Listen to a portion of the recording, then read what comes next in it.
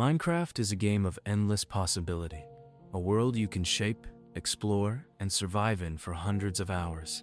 But beneath the pixelated charm and simple mechanics, there are pieces that just don't add up.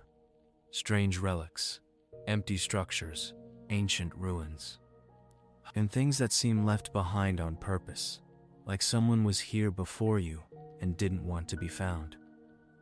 In this video, we're going to explore 10 unsolved mysteries from across the Minecraft universe, from ancient fossils and abandoned portals to the unsettling silence of the end dimension.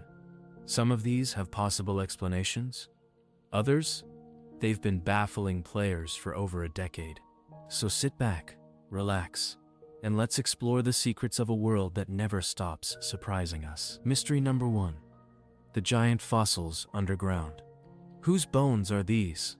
If you've ever mined deep underground or explored the Nether, you may have come across a strange and eerie structure buried beneath the blocks, a massive white skeleton embedded in the rock. These aren't decorative, and they don't belong to any mobs you can fight in the game today. They're called fossils, and they raise one of Minecraft's most haunting questions. Whose bones are these, and what happened to them? What we know. Fossils are rare structures made of bone blocks, sometimes mixed with coal ore, that generate deep underground in the overworld or beneath lava lakes in the Nether. They come in several patterns that resemble ribs, spines, and skulls, with sizes that far exceed any modern Minecraft mob. To give you perspective, a full fossil is bigger than a ravager, much larger than a player, and enormous compared to a skeleton or zombie. So if these are skeletons, they belong to something massive. But what? They don't match any living creature. No current creature in Minecraft matches the shape or size of the fossils. Skeletons? Too small, and the fossil skulls are shaped differently. Warden? Still too small, and the fossil predates the Warden's addition. Wither or Ender Dragon? Maybe, but the shapes don't align, and those mobs don't leave behind remains. Giant zombies? Unused in survival, and no bones suggest a humanoid shape. That leaves one disturbing possibility. Whatever made these fossils is extinct. Did the ancient builders kill them? Let's tie this into Minecraft's broader lore. We know there was once a civilization of ancient builders, the ones who left behind ruined portals, temples, strongholds, and cities in the deep dark. They were powerful, capable of creating golems, enchanting tools, and opening portals to other dimensions. Did they wipe out these massive creatures in some ancient war? Did they hunt them for resources? There's a chilling connection. Bone blocks can be crafted from bones, and those bones can be used to create bone meal, a key tool for agriculture. Were these creatures once farmed, even harvested, before they were driven to extinction? The Nether connection. Fossils also appear in the Nether, but with an important twist. There, they're more frequent and always surrounded by lava, basalt, and soul sand. Could this be the final resting place of these creatures? Or worse, is the Nether where they originally lived? That opens up a terrifying possibility, that the overworld fossils are the remains of invasive species, creatures that came from the Nether, crossed into the overworld, and died out during the Builders' Golden Age. And maybe, not all of them died. Is this Minecraft's prehistoric era? Here's the big idea. The fossils could represent Minecraft's forgotten age, a time long before players or villages or even Endermen. Imagine a prehistoric Minecraft world. Massive beasts roam the plains and mountains, ancient volcanoes lead to the Nether, and the first builders rise up, learning how to control the land and how to destroy what came before. These fossils may be the only evidence of that era. An entire epic, erased from memory, buried beneath the bedrock. The coal clue. There's one last detail. Some fossils generate with coal ore inside them. It's a strange addition, until you realize something.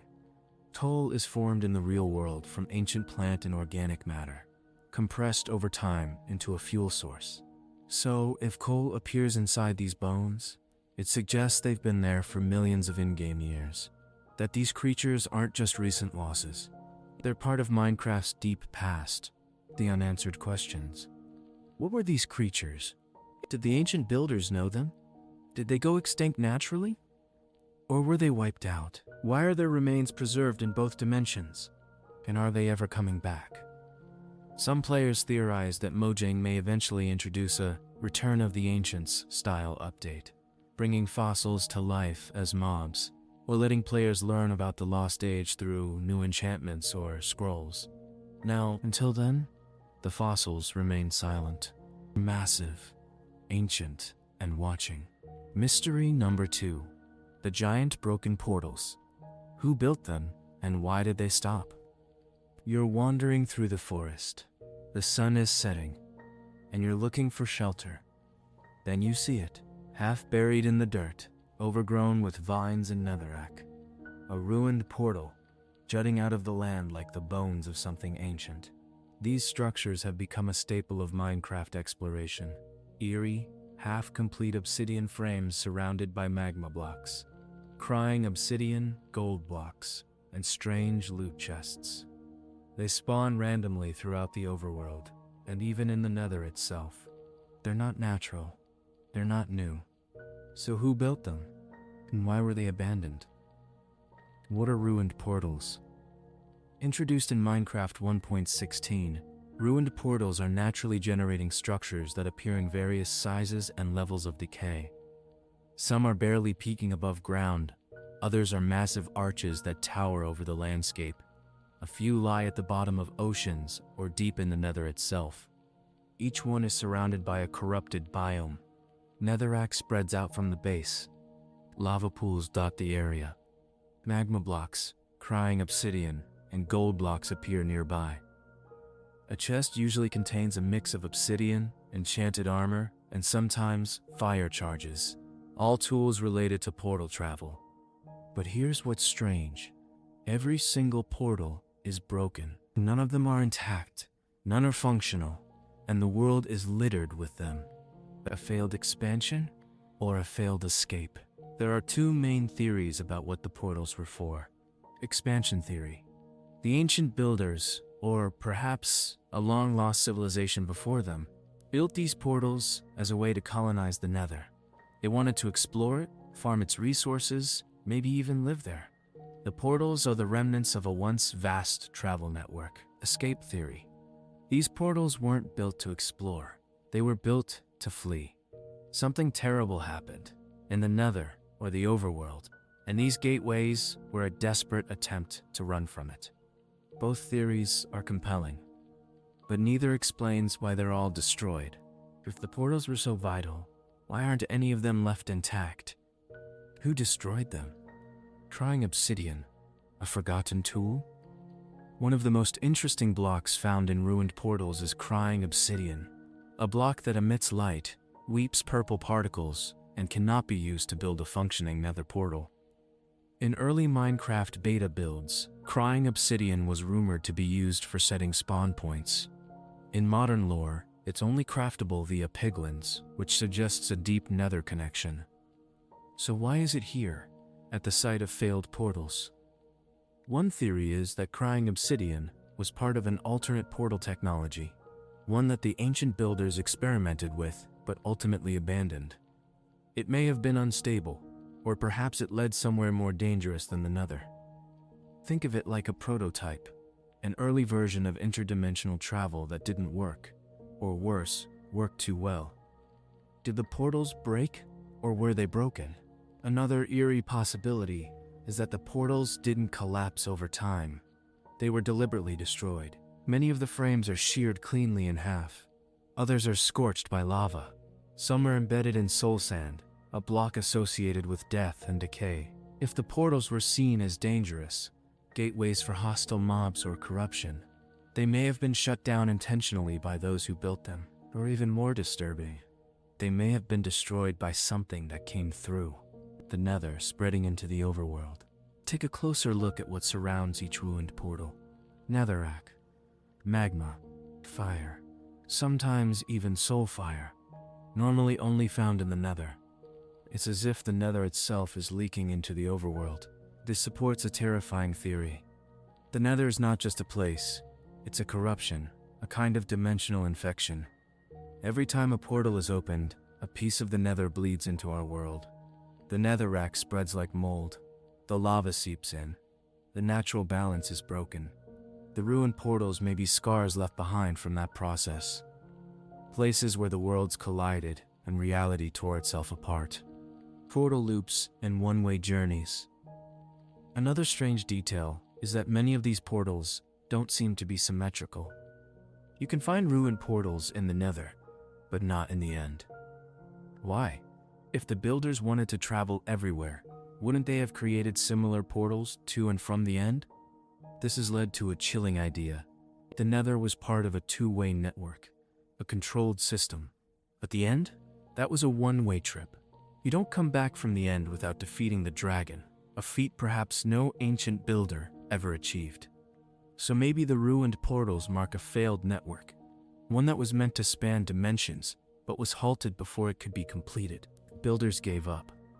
If the ancient builders really created the portals, then at some point they stopped. Why? Did they run out of resources? Lose the knowledge to rebuild? Were they wiped out? Maybe their civilization collapsed after opening the wrong portal, triggering a disaster they couldn't contain. In that case, the ruined portals are not remnants of progress. They're warnings. Monuments to a mistake so great, no one dared repeat it. Conclusion. The portals whisper a forgotten story. The next time you stumble on a ruined portal in your Minecraft world, don't just mine it for gold and obsidian. Look at how it leans, how the netherrack clings to the dirt, how the crying obsidian pulses faintly, like it remembers something. This was once a gateway, a road between worlds. Now it's just a ruin, a broken archway to a forgotten past, and maybe a buried truth Mojang hasn't told us yet, because someone built them. Something went wrong, and the answer may still be waiting, just beneath the obsidian. Mystery number 3, the End ships. Who sailed them, and why did they never come back? Imagine reaching the End dimension. You fought through the Enderman, defeated the dragon, and now you're bridging across the abyss. In the distance, something surreal appears. A floating fortress made of purple blocks and endstone. A towering End city, and next to it, drifting in the black void, an End ship. It has no crew, no steering system, no visible engine, just a hull, some loot, and silence. It's one of the most iconic late-game structures in Minecraft. But unlike villages or fortresses or ruins, End ships are not broken. They aren't decayed. They look like they just left the dock, and yet they sit still, frozen above a city of empty halls and watching eyes. So, what happened? What are End ships? End ships are rare, floating structures that spawn alongside some End cities. Suspended in the air, they're shaped like futuristic vessels, complete with a main deck, mast, and interior cabin. Inside, you'll often find a brewing stand with potions of healing, a dragon head mounted on the bow, a chest filled with loot, often enchanted tools or elytra, sometimes shulkers guarding the contents. They're made of the same strange materials as End cities, purpur, end rods, and chorus plants. But here's the mystery. Who were they made for? And why is no one aboard? The builder theory. The leading theory among fans is that the End ships were created by the same ancient civilization that once ruled the overworld, the ancient builders. According to this idea, the builders didn't just open portals to the Nether. Eventually, they reached the End, perhaps in search of knowledge, power, or escape. And when they arrived, they constructed cities and ships to explore this strange new world. The End was supposed to be their final frontier, a realm beyond time and space. But something happened. Because the cities are abandoned, the ships are empty, and the builders are gone. The crew disappeared, theory. There's an unsettling pattern in Minecraft. Structures without people. Strongholds have no residents. End cities have no architects. End ships have no crew. What if the crew was there, and something happened to them? Some theorists believe the builders were wiped out by the very forces they tried to control, whether by shulkers, endermen, or something deeper, more alien. Others suggest they were absorbed by the End itself, their minds unraveled by isolation, or their bodies twisted into new forms. Maybe they became Endermen. Maybe they became nothing. Maybe the ships are still waiting for them to return. The elytra clue. One of the rarest and most valuable items in Minecraft is the elytra, found only aboard end ships. The elytra is a pair of wings, a way to glide, travel, and escape. But here's the thing. It's not craftable. It's never explained. It has no known origin. Could it have been part of the original crew's uniform? A technology designed to navigate the open void? To fly from ship to ship? Or return to the cities without building bridges? If so, the elytra might be evidence of a highly advanced civilization, a group that had mastered the end until something wiped them out. Are they still out there? Here's a theory that strays into sci-fi horror. What if the crew of the end ships isn't dead, just somewhere else, lost in the void between coordinates, trapped in a pocket dimension, frozen in spaces aboard unseen parts of the end? After all, Minecraft's worlds are procedurally infinite. The end could hold more than we've ever seen. Strange zones that don't generate normally or require special access. The ships may be connected to those realms, not as simple loot vessels, but as dimensional relays, stranded without access to their destinations. In this scenario, the ships are like abandoned space probes, still powered, still waiting for a signal that will never come. The dragon's role. Every end ship contains a dragon head, mounted at the front like a trophy. Why? Was the Ender Dragon their enemy or their creation? Some players theorize that the builders constructed the Ender Dragon using advanced magic or technology, a being meant to protect the End from outsiders. But when the builders lost control of it, the dragon turned on them, destroying their civilization and leaving their cities empty. The ships then may have been escape vessels, the last few to flee before the collapse. Their floating position might reflect a failed launch or a moment frozen in time, never completed. Silent watchers. There's a haunting stillness to end cities and end ships. Unlike the overworld's bustling villages or the Nether's chaos, the end is quiet. No music, no weather. Just purple stone, empty windows, and shulkers clinging to the walls like sentries. It's almost like the end ships are observing, waiting, recording, monitoring us. What if they're more than abandoned ruins? What if they're probes, set to watch players who defeat the dragon, to determine whether we're ready to know what happened or whether we'll repeat the same mistakes? Conclusion. Ghosts of the End. The End. Ships of Minecraft are more than just loot containers. They are relics, snapshots of the moment we'll never fully understand. They float in the void like ghost ships, surrounded by silence and mystery. They were built by someone, for some purpose, and while their creators may be long gone, their presence still lingers. Maybe they left clues in the structure of the cities. Maybe they're waiting for someone to rebuild them. Or maybe they're warnings. Reminders that not every journey ends with answers. Some just leave you drifting. Mystery number 4. The Strongholds. Why are there only 128? And what were they trying to contain? Deep underground, buried beneath mountains, oceans, and forests, lie Minecraft's most mysterious structures, the Strongholds. Labyrinthine, ancient, and quietly decaying, these massive stone fortresses are home to cracked libraries, broken stairways, and strange corridors that seem to lead nowhere.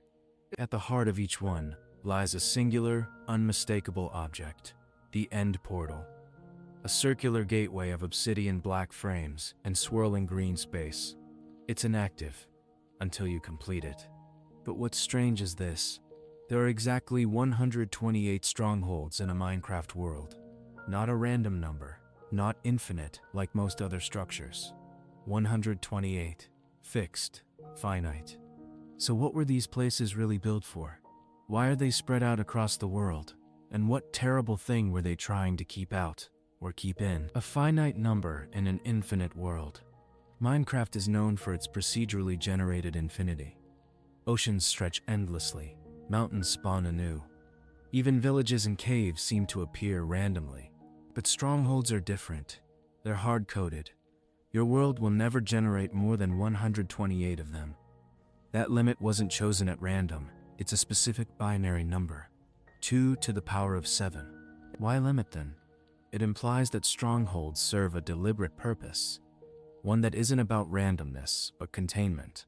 A global network, a sealed system. What if the strongholds are a cage? Portals built backwards. When you finally find a stronghold and reach its end portal room, one thing is immediately clear. The portal is incomplete. 12 frame blocks, some empty, some already filled with Eyes of Ender. But it will never activate unless you, the player, complete the pattern. But look closer at the portal structure. Unlike nether portals, the end portal has no control panel, no redstone, no buttons or levers, which leads to a chilling question. Was it ever meant to be opened again? Maybe the builders who constructed the strongholds didn't plan to travel to the end. Maybe they were trying to trap something inside. The builders' last stand. Let's build a timeline. The ancient builders flourish. They construct villages, temples, farms, and eventually discover portal technology. They experiment with the nether, harness its energy, build weapons and tools. Eventually, they discover or create access to the end dimension, a place outside time and space, inhabited by Endermen and the Ender Dragon. Something goes wrong.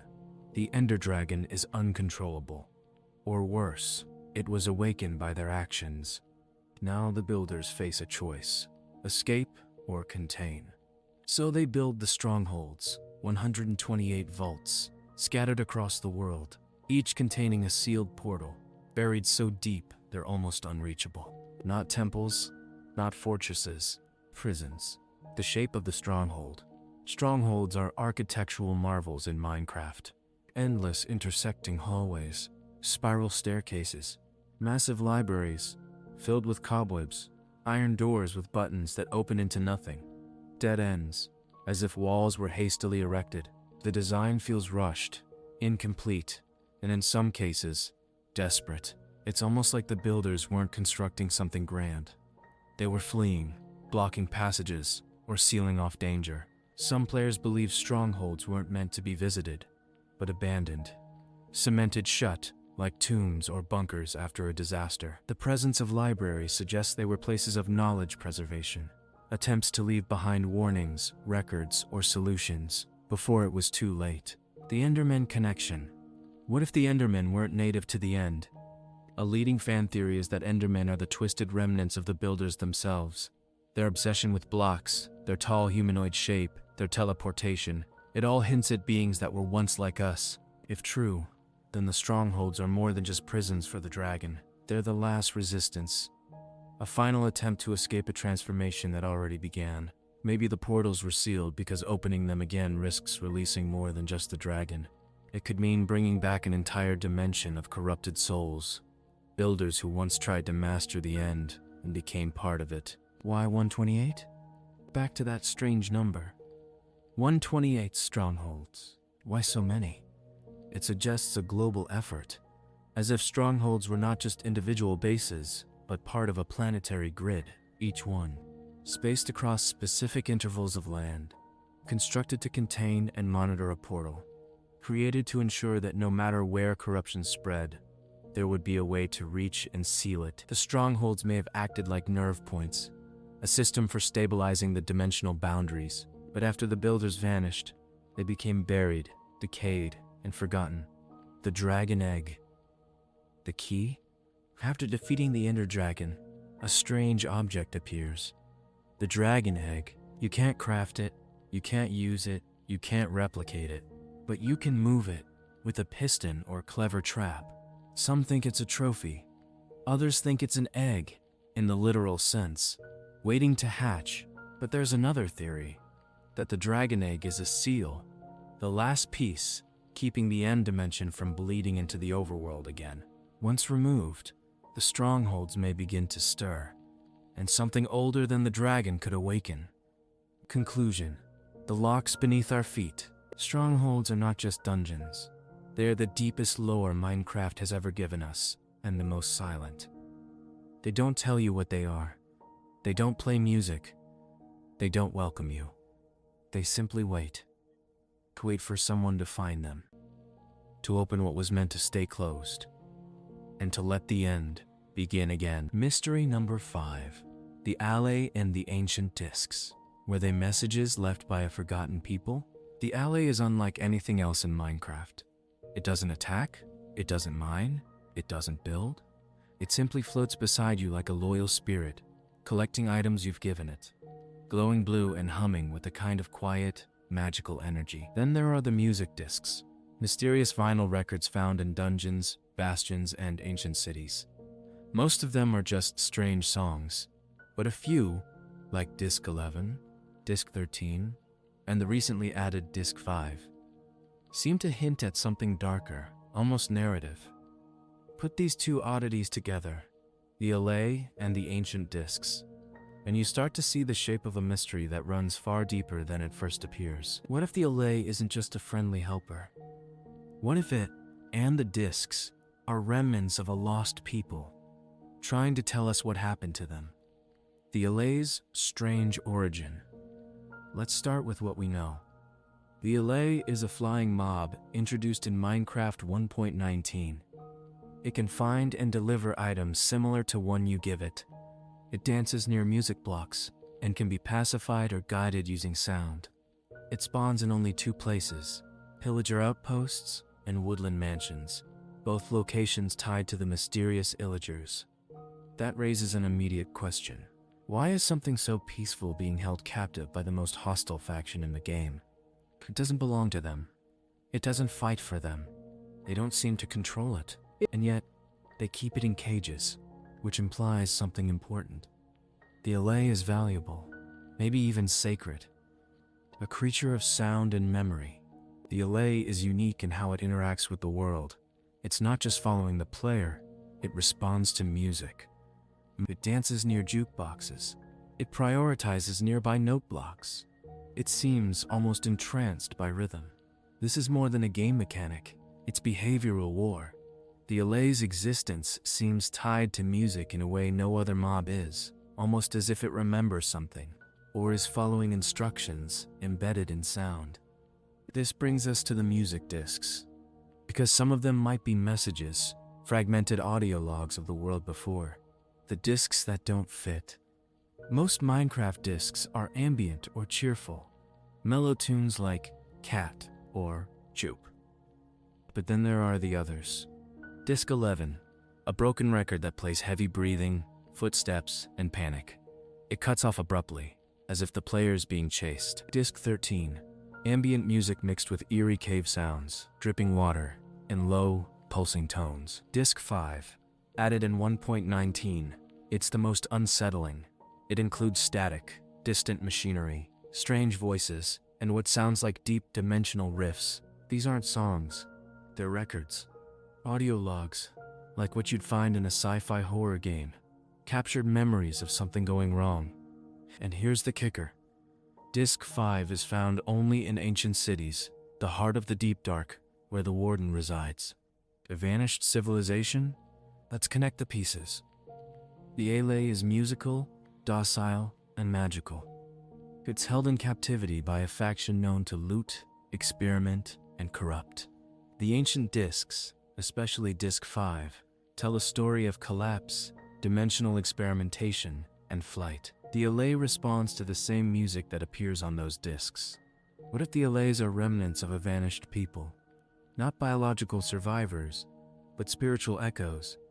AI-like entities or enchanted familiars built to carry out tasks, and maybe even to remember. Their connection to music may not just be cute, it may be coded into them. A last-ditch effort to leave a message behind. The Allay's name and meaning. Let's talk linguistics. The word allay means to relieve, to soothe, to diminish fear or pain. It's a calming presence. But in Mojang's use, it also sounds like ally, a friend, a helper. This double meaning supports the idea that allies were companions to a lost people, caretakers, memory carriers, or even messengers between realms. They may have been left behind intentionally, designed to survive whatever catastrophe took their creators. And now, they respond only to music. The last thing they recognize, the last instruction they remember. Why are they being caged? If Allays are pieces of forgotten magic, It makes sense why the Illagers, particularly those in woodland mansions, would want them. The Illagers are known for dark magic, evokers, totems of undying, experimentation, vindicators, ravagers, isolation from villages and traditional Minecraft society. The fact that they capture allays suggests they're trying to harness that forgotten power. Or worse, they're trying to replicate it, which might explain the wardens in the deep dark. Silent, blind, rage-fueled guardians that detect sound like the Allay, but respond with violence. What if the warden is a corrupted mirror of the Allay? The same input, music and sound, but a different outcome. Where the Allay remembers comfort, the warden remembers pain. Conclusion. Echoes in the void. The Allay isn't just a cute helper. It's an echo, a fragment of something Minecraft barely remembers. A creature of sound and loyalty, tied to musical records that hint at ancient collapse and dimensional rifts. The music discs aren't just collectibles. They're clues. A broken symphony of warnings. And the Allay? It's still listening. Mystery number 6. The deep dark cities. Who built them, and why did they disappear overnight? The deep dark biome is unlike anything else in Minecraft. It's not just deep underground, it's buried. No mobs spawn here naturally. No music plays. The very air seems thick with tension. And at the center of it all lies the ancient city, a massive, eerily symmetrical ruin built of dark stone, soul lanterns, redstone contraptions, and shadows. At first glance, it might seem like another abandoned Minecraft structure. But then you notice a few things. The skulk, a spreading, living network of echo-sensitive blocks. The redstone, perfectly preserved systems that still respond. The shrieker blocks, that hear you. And the warden, a blind, unspeakably powerful creature that emerges if you make too much noise. The question becomes obvious. Who built this place? And why did they leave or vanish? A hidden civilization below the bedrock. Ancient cities are massive, far larger and more intricate than most Minecraft structures. They're often overlooked by casual players because they spawn so deep and require careful exploration. But when you find one, you can't ignore the feeling. This wasn't a mine, it was a metropolis. The structures include grand walkways and bridges, towering columns, suspiciously large throne-like shapes, redstone machines and hidden doors. A huge central structure, shaped like a warden's head, chests containing enchanted gear, echo shards and disk fragment 5. But there are no people, no signs of life. Just skulk, silence, and waiting. This isn't a place that was gradually abandoned. It feels like it was frozen in time. The skulk infection. Skulk isn't just a block, it's a networked life form. It spreads through death, absorbing the experience of mobs, players, and anything else that perishes nearby. It's reactive. It stores energy. It's almost sentient. The skulk listens through the sensors. It learns through the catalysts. It alerts through the shriekers. And when you make too much noise, it summons the warden. This isn't just redstone with extra steps. This is a biological surveillance system, woven into the bones of the city like nerve tissue. So the question becomes, did the skulk come after the city was abandoned? Or did it consume it from within? The redstone ruins. Throughout ancient cities, you'll find working redstone components. Pistons, redstone dust, observers, hidden switches, ice rooms with redstone loops. These aren't random. They're intentionally placed, and they still function, as if someone built this place to be automated, reactive, maybe even defensive. Some theorists believe the builders here had reached a level of technological advancement well beyond what the player begins with. Automated systems, early warning mechanisms, maybe even attempts at AI-level control over the skulk. It's the most advanced structure in Minecraft, but it's also the most decayed, which implies something horrifying. Progress didn't save them. The warden. Guardian or mistake? Let's talk about the elephant in the room. The warden is a terrifying creature. It has no eyes, yet it senses you through sound and vibration. It's stronger than any other mob. It can kill in one hit. And it doesn't live in the city. It emerges from the skulk when it's provoked. This leads to two competing theories. The Warden is a guardian, created by the ancients as a last line of defense, trained to detect invaders and protect valuable secrets. Its strength is intentional, a weapon meant to keep the city sealed. The Warden is a mutation, a side effect of skulk infection, a corrupted form of the builders themselves, drawn from the same echo-based system that absorbed their experience. Either way, its role is clear. The city is not for you, and it remembers you came. What happened to the builders? Here's the heart of the mystery. Who lived here? They clearly weren't the same villagers or illagers from the surface. This city is built of different materials, using more advanced design. Its layout is careful, not random. Its machines are smart. Its entire purpose feels deliberate. And yet, there are no remains, no mobs, no bones, just empty buildings. The most likely theory? A sudden collapse. An event that didn't give them time to escape. Some say it was a failed experiment with interdimensional travel, trying to harness energy from the end or nether, or from the echo-like memories in the skulk. Others say they attempted to control death itself, and the skulk was born from that failure, feeding on the very essence they tried to preserve. Perhaps they built the Warden as a solution, only to be destroyed by it. The disc fragment, a message in pieces. You can find fragments of Music Disc 5 in ancient city chests, the only place they spawn.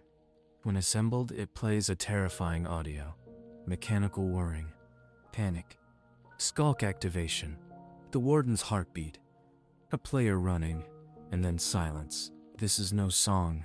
It's a recorded memory, a log of someone's final moments. The fact that it's left behind in pieces suggests the builders knew this might happen. Maybe they wanted someone to find it. Maybe it's the last thing they left before they vanished. Conclusion.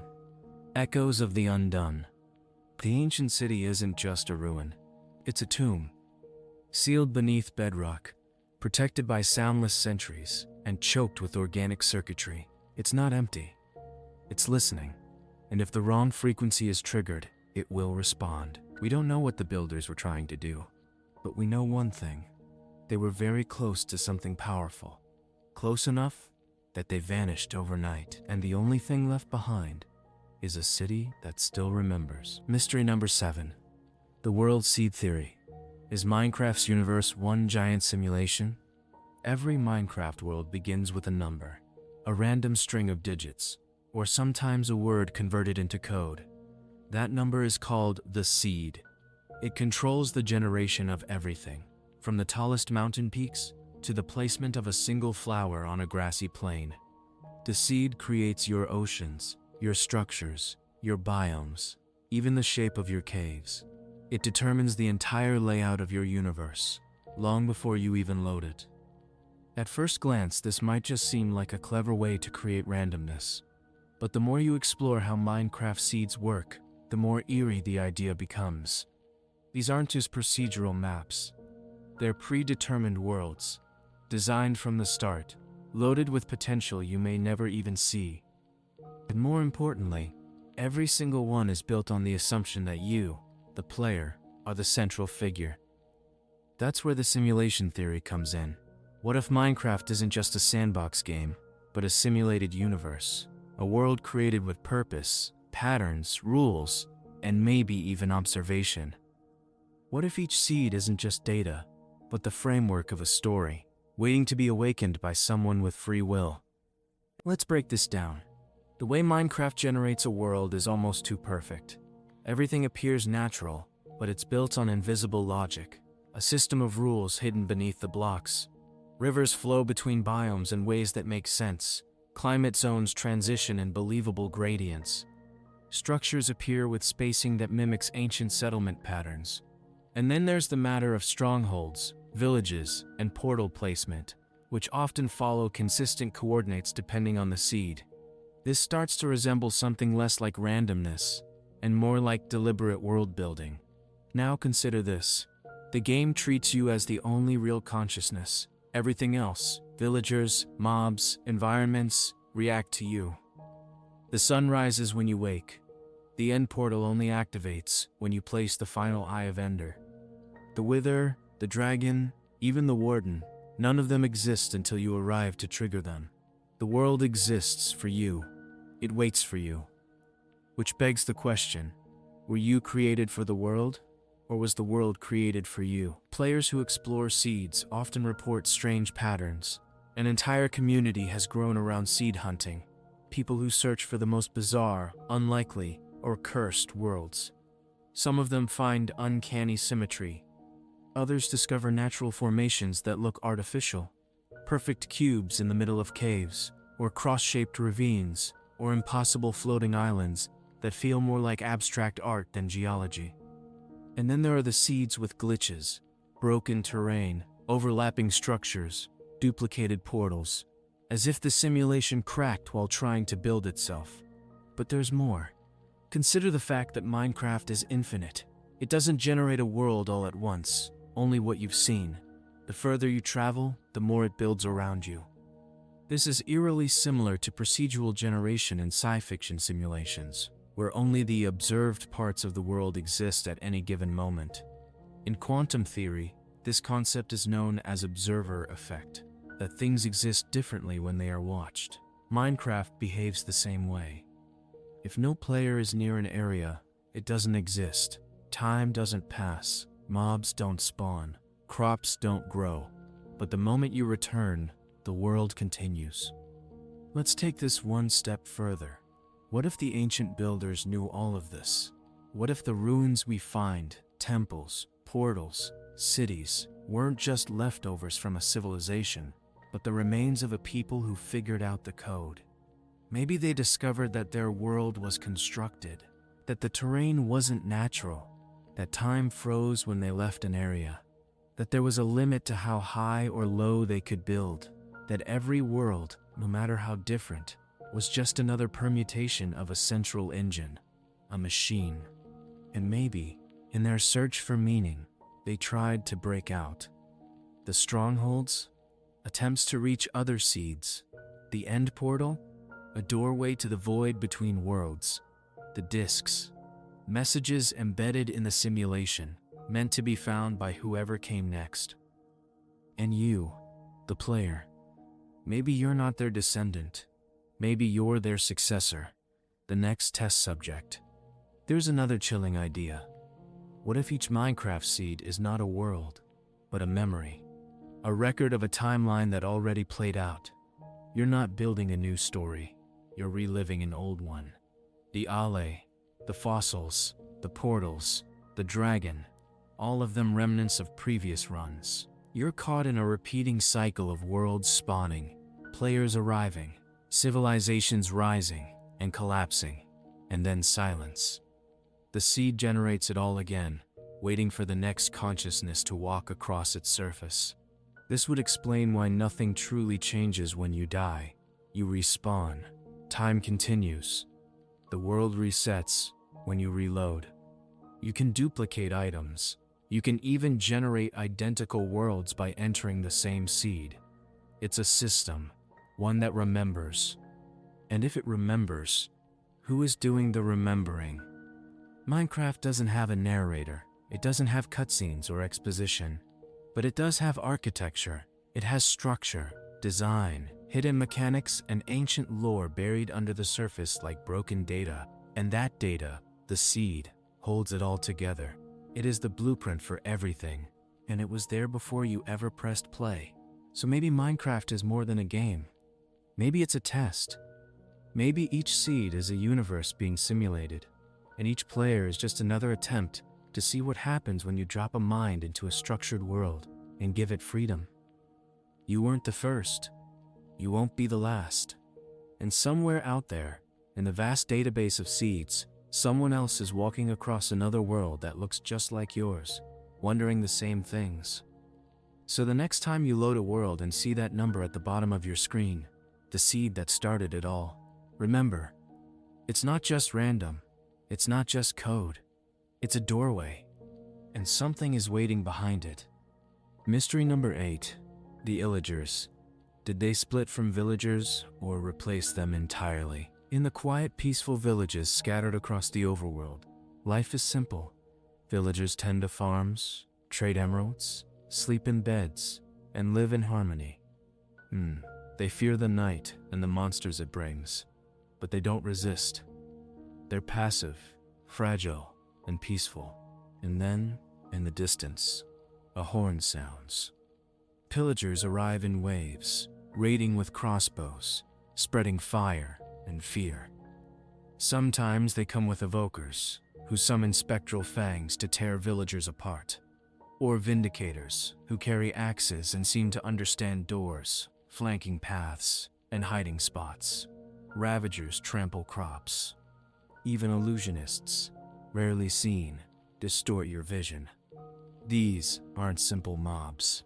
These are organized enemies. But here's the question that lingers. Where did they come from? Minecraft never gives us the answer. It just tells us they live in outposts, roam in patrols, and inhabit enormous fortress-like mansions. They aren't monsters from another realm like the Nether or End. They're native to the overworld, just like villagers, just like you. So what happened? The popular idea is that Illagers are a splinter faction, villagers who rejected peace and turned to dark magic. But when you look closely, a more terrifying possibility emerges. What if the Illagers weren't the ones who left the villages? What if they took over? Think about their behavior. Illagers don't destroy villages. They raid them, not to burn them down, but to reclaim them. As if they believe those villages belong to them, like they're trying to take something back, like they remember being part of that life and losing it. Now look at how villagers behave. They don't fight. They don't seem to know how. They rely entirely on iron golems, which they can't build themselves. Their daily lives are simplistic, almost mechanical. They don't seem like a civilization that chose peace. They seem like a culture that was reset, like something was taken from them. Could it be that the villagers we know today are not the original inhabitants of Minecraft's world? What if the villagers were once powerful, builders, traders, even mages, and the Illagers didn't branch off from them, but instead overthrew them, took their knowledge, their magic, their strength? This would explain several strange things. First, the woodland mansions. These structures are massive, complex, and ancient. The architecture is unlike anything villagers can build. Inside are rooms filled with statues, libraries, bedrooms, jail cells, farms, and more. Some rooms have no purpose, strange, empty designs that feel symbolic. Others contain creepy effigies, including one of the player. It's as if the Illagers not only won, but started to worship or study what they conquered. Second, the evokers and their magic. The evoker is the only mob in the game that practices what looks like organized magic. They conjure fangs, spawn vexes, and drop the Totem of Undying, a mysterious artifact that lets you defy death. No villager has this power. No villager even remembers it. Could it be that evokers are using stolen magic, the last remnants of knowledge from the original civilization? Perhaps the totem was once common, an item of healing and rebirth, until the Illagers hoarded it for themselves.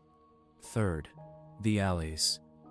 Found only in cages inside pillager outposts and woodland mansions, these friendly, music-sensitive creatures have no reason to be there.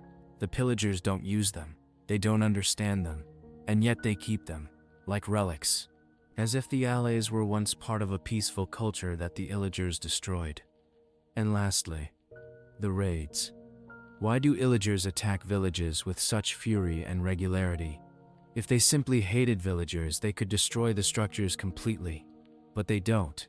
They attack the people, not the buildings. They're reclaiming what they see as theirs.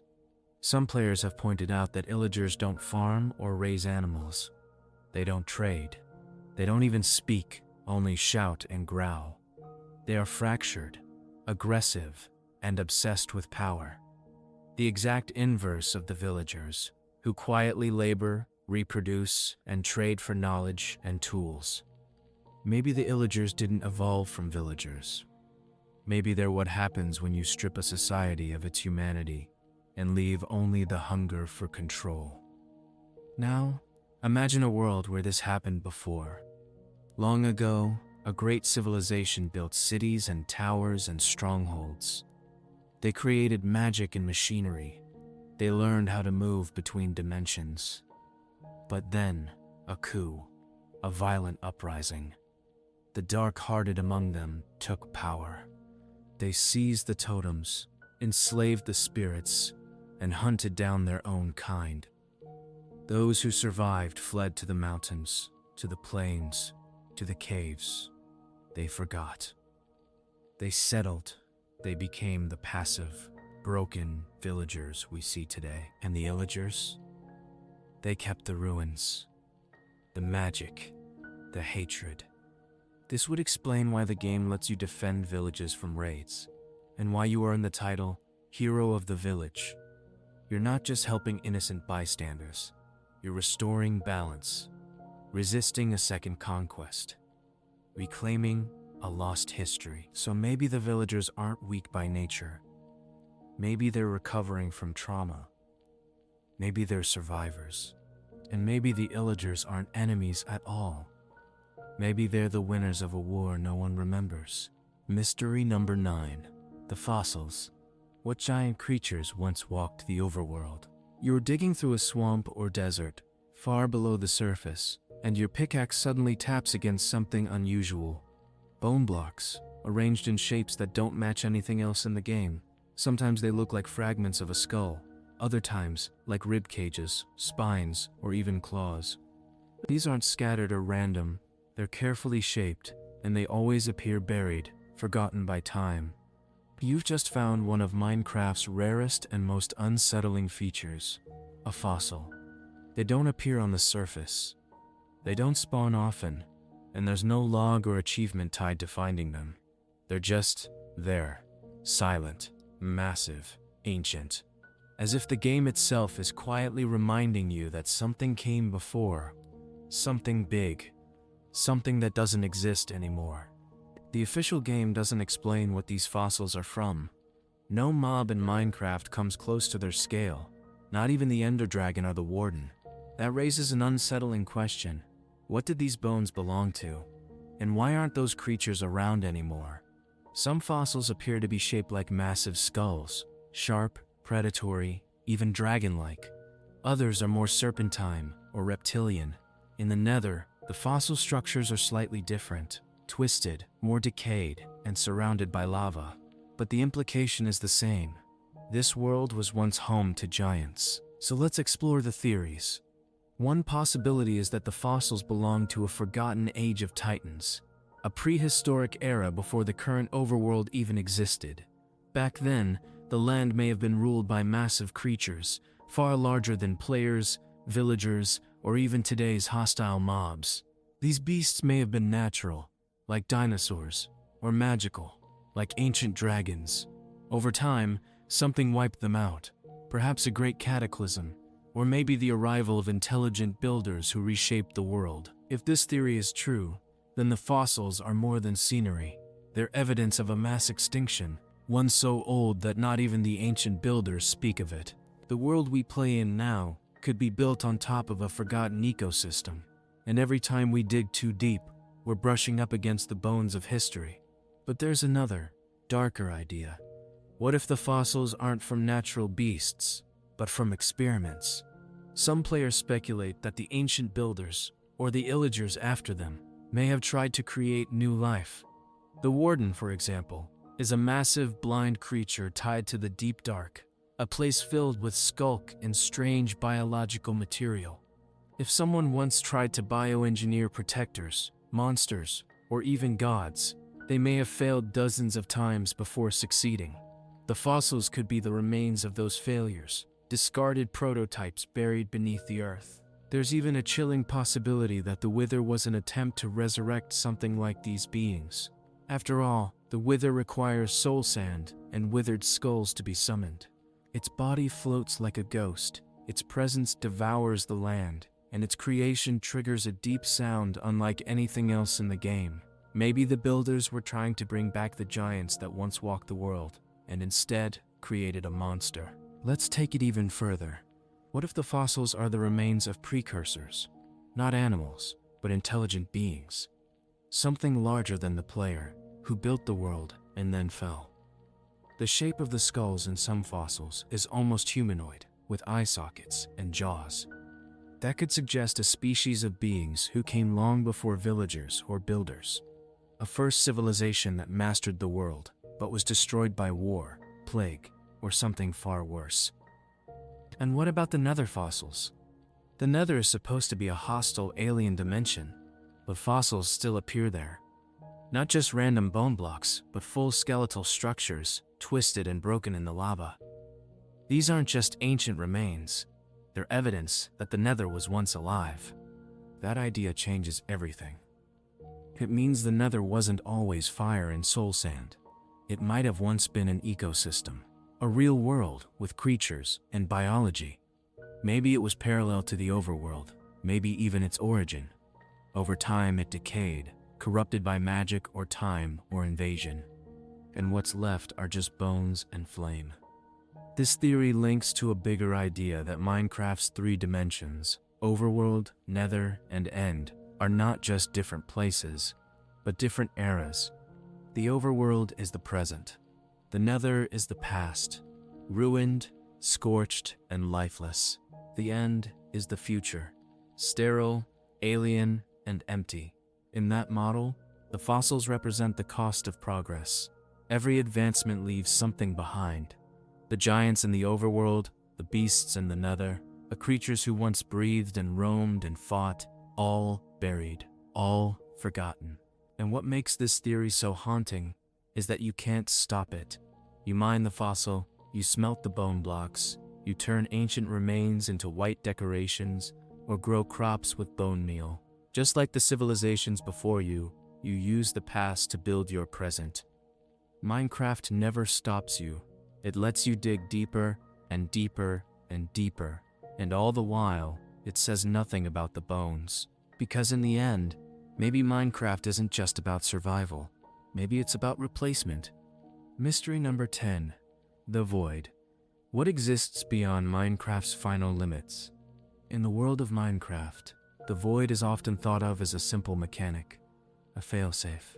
If you fall far enough into nothingness, you die. That's all. But once you start to examine it more closely, the Void begins to feel less like a basic death zone and more like an intentional boundary. Something crafted to feel unknowable. Something that watches rather than simply waits. So what is the Void? Is it just the area under bedrock? Or the darkness between dimensions? Or the silent space beyond the world's generation? Whatever it is, one thing is clear. It's not nothing. It's deliberately placed, and it may be the most mysterious part of the game. Let's begin at the bottom of the overworld. Every Minecraft world has a depth limit, currently around Y level -64. Go any further, and you hit the Void. If you fall into it, your screen darkens. You take constant damage. You die, no matter your armor, your items, or your status effects. But there's no animation, no monster, no explosion, just a smooth fade into oblivion. Why is that important? Because every other death in Minecraft has a cause. You get shot, burned, crushed, drowned, but not in the Void. There's nothing there to kill you, and yet you die instantly, as if existence itself ends at that point. That's not just game design. That's philosophical. The Void doesn't kill you because it's hostile. It kills you because you're not meant to be there. It's the edge of the simulation. And now look at the end. That dimension is literally surrounded by the Void. Islands float in an endless black sky with no visible sun, stars, or floor. If you fall off an end island, you don't fall into space. You fall into that same death-triggering Void. That implies a shared property between dimensions, a universal outer boundary that exists regardless of the world you're in. And then there's the bedrock layer. For years, it was considered the bottom of the world, unbreakable, impenetrable. In older versions of Minecraft, if you managed to glitch through it, you'd fall into the Void and die. In creative mode, you could build beneath the world, but you'd still fall through empty space unless you placed blocks. This is not a natural cave system. This is a flat kill zone, a place where the simulation stops rendering reality. Players who tinker with command blocks or custom seeds sometimes manage to escape normal boundaries. They build beyond the world's farthest edges, into what's sometimes called the far lands, and then beyond that, into pure static. The landscape begins to glitch. Noise replaces terrain. Floating fragments, impossible geometry, duplicated structures. Eventually, there's just blackness. The system can no longer create a world because it was never meant to. That sounds a lot like the definition of a computational void, a blank space in a procedural world where data has no reference point. Minecraft's engine can't fill that space, so it leaves it blank, and any entity that enters is erased. But the real question is, what does this imply in-universe? What if the void isn't just a memory limit, but a narrative one? Some players believe the void is a dimensional firewall, placed there by the ancient builders or some greater force to prevent something from getting in or getting out. Maybe the reason bedrock is unbreakable is because it's holding back something below, a primordial entity, the failed universe, or even the origin of all Minecraft dimensions. The Warden, for example, doesn't spawn like a normal mob. It emerges from the ground, seemingly from the void itself. It has no spawn egg in survival. It has no eyes, and yet it senses all. Maybe it's not native to the deep dark. Maybe it was called up from something deeper. And then there's the language of the end. The end poem, which plays after defeating the Ender Dragon, reads like a conversation between two omnipotent beings. They speak of the player as a fragment of light, a new awakening. They reference dreams, dimensions, and the love you feel in the game. But most curiously, they speak of you returning, as if you've done this before, as if you've escaped something before. That something may very well be the void. Here's the final theory. The void is not absence, it's reset. It's what happens to civilizations after they fall. It's the dark between save files, between seeds, between realities. Maybe the ancients didn't vanish. Maybe they were deleted, consumed by the void after their world reached its limit. Maybe the strongholds weren't escape routes, but vaults, last-ditch shelters against the closing simulation. And now you, the player, are walking those same paths. Not to save them, but to understand them. The game gives you tools, knowledge, freedom, but it never tells you what's waiting at the edges. It just dares you to look. And maybe, just maybe, the void is looking back. Thanks for joining me on this deep dive into Minecraft's most haunting, unsolved mysteries. From forgotten civilizations and abandoned machines, to ancient fossils and the void itself. Minecraft is clearly more than just a sandbox. It's a world with layers of lore we've only just started to uncover. If you enjoyed this video and want to see more long-form deep dives into Minecraft theories, don't forget to hit that like button. It really helps others find the channel. Got a theory of your own? Or did one of these mysteries blow your mind? Let me know in the comments. I read through every one and love hearing your thoughts.